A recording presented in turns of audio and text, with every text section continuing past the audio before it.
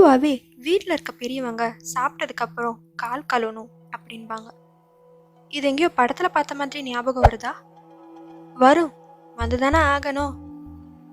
சாப்பிட்டதுக்கப்புறம் கை தானே கழுவணும், ஏன் கால் கழுவணும் அப்படிங்கிறது தான் எல்லாருக்கும் முதல்ல ஸ்ட்ரைக் ஆகும். அதுக்கு ஆன்சர் தெரியணுமா? அதுக்காக தான் இந்த வீடியோ உங்களுக்காக. அப்புறம் இது ரிலேட்டடாக ஒரு எக்ஸசைஸ் இருக்குது, அது வீடியோவில் சொல்கிறேன். Stay tuned.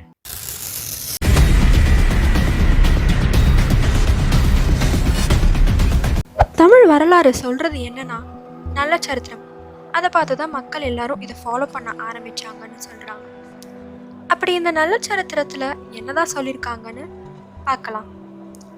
நல்ல சரித்திரங்கிறது எல்லாருக்கும் தெரிஞ்சது, அது நல்ல மகாராஜா பற்றி தான். அதில் ஒரு நாள் என்ன ஆச்சுன்னா, நல்ல மகாராஜா அவரு காலை ஒழுங்கா தண்ணியில் கழுவாம வந்துட்டாராம். குறிப்பாக பின்பகுதி.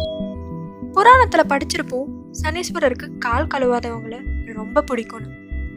நம்ம மகாராஜா அவரை கால் கழுவலையா, சனீஸ்வரர் மகாராஜாவை பிடிச்சி அவர் சாம்ராஜ்யத்தையே படிப்படியாக காணாம பண்ணிட்டார்.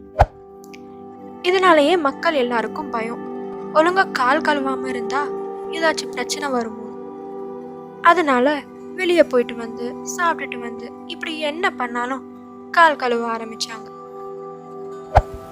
இன்னொரு பக்கம் பஞ்சபூதங்களில் ஒன்றான நெருப்பு நம்ம காலில் இருக்கிறதாகவும் அதை எப்போதும் குளிர்ச்சியாக வச்சுக்க தண்ணி ஊற்றிக்கிறாங்க அப்படிங்கிறதும் நம்பப்படுது. ஆனால் இதுக்கு பின்னாடி ஒரு சயின்ஸ் இருக்குது. அதை தெரிஞ்சுக்கிறதுக்கு முன்னாடி டிஸ்கிரிப்ஷனில் அந்த எக்ஸசைஸ் பற்றி போட்டிருக்கோம், அதை பண்ணி பார்த்துட்டு கமெண்ட்ஸில் மென்ஷன் பண்ணுங்கள். பொதுவாகவே சாப்பிட்டதுக்கப்புறமா டியூ டு டைஜஷன் ப்ராசஸ் நம்ம உடம்புல மெட்டபாலிக் ரியாக்ஷன் நடக்கும். அதாவது சாப்பிட்ற ஒரு பொருட்களையும் உடைக்கும். இந்த பிரேக்கிங் ஆக்ஷன் நடக்கிறதுனால ஹீட்டுங்கிற ரியாக்ஷன் நம்ம உடம்புல ரிஃப்ளெக்ட் ஆகும். ஸோ அந்த மாதிரி நேரத்தில் நம்ம உடம்புல இருக்கிற டெம்பரேச்சர் 1 to 4 degrees ஸ்லைட்டாக இன்க்ரீஸ் ஆகும்.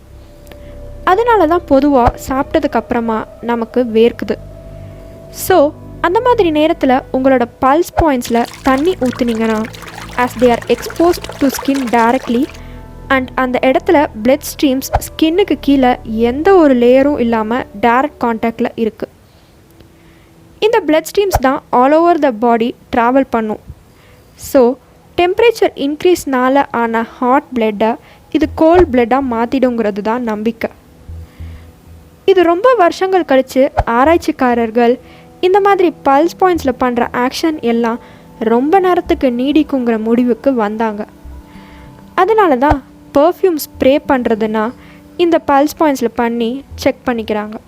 இந்த விஷயத்த நீங்கள் இதை தான் முறையாக கேட்குறீங்கன்னா கீழே கமெண்ட் பாக்ஸில் கமெண்ட் பண்ணுங்கள்.